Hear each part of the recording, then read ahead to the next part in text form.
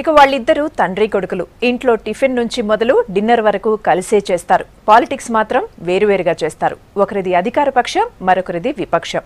ఒకరేమో ప్రభుత్వాన్ని పొగడ్తలతో ముంచెత్తితే మరొకరు విమర్శిస్తూ ఉంటారు.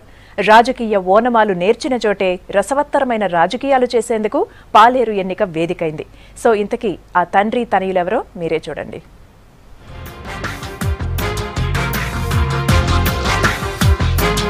పాలేరు ఉప ఎన్నికలో రోజుకు రకమైన రాజకీయాలు కనిపిస్తున్నాయి. ఇక్కడ వామపక్షాల అభ్యర్థి పోతినేని దర్శన్కు సిపిఐ మద్దతిచ్చింది.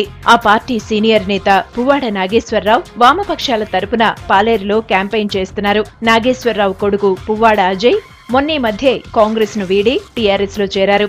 ఆ పార్టీ అభ్యర్థి తుమ్మల నాగేశ్వరరావుతో కలిసి ఎలక్షన్ క్యాంపెయిన్ లో పాల్గొంటున్నారు. కేటీఆర్ కు సన్నిహితుడైన అజయ్ పాలేరు నియోజకవర్గ ఇన్ఛార్జి కూడా.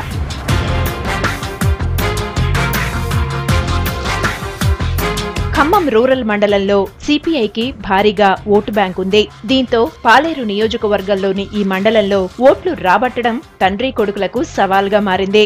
తుమ్మలను గెలిపించాలని పువ్వాడ అజయ్, వామపక్ష అభ్యర్థి కోసం అజయ్ తండ్రి పువ్వాడ నాగేశ్వరరావు క్యాంపెయిన్ చేస్తున్నారు. చూసే జనం ఎవరికి జై కొట్టాలో తేల్చుకోలేకపోతున్నారు. ఎన్నికల్లో గెలుపోటములు ఏమో కానీ ఈ తండ్రి కొడుకులు మాత్రం సెంటర్ ఆఫ్ అట్రాక్షన్ గా మారారు.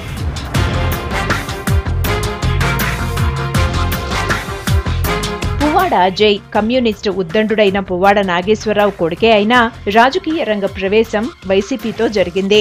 అక్కడ ఇమడలేక కాంగ్రెస్ లో చేరి 2014 ఎలక్షన్స్ లో తుమ్మలపై భారీ మెజారిటీతో గెలిచారు. సిపిఐ అలయన్స్ తో బరిలో దిగిన అజయ్ తండ్రి ఇమేజ్ వాడుకుని గెలిచారు.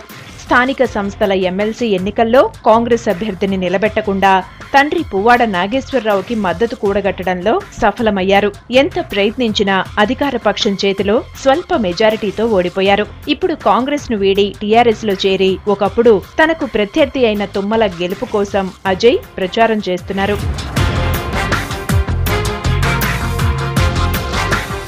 మొత్తం మీద తండ్రి కొడుకులిద్దరూ ఒకే ఇంట్లో ఉంటూనే రెండు వేర్వేరు పార్టీల్లో తిరుగుతూ ఒకరిపై మరొకరు పైచేయి సాధించేందుకు పోరాడుతున్నారు.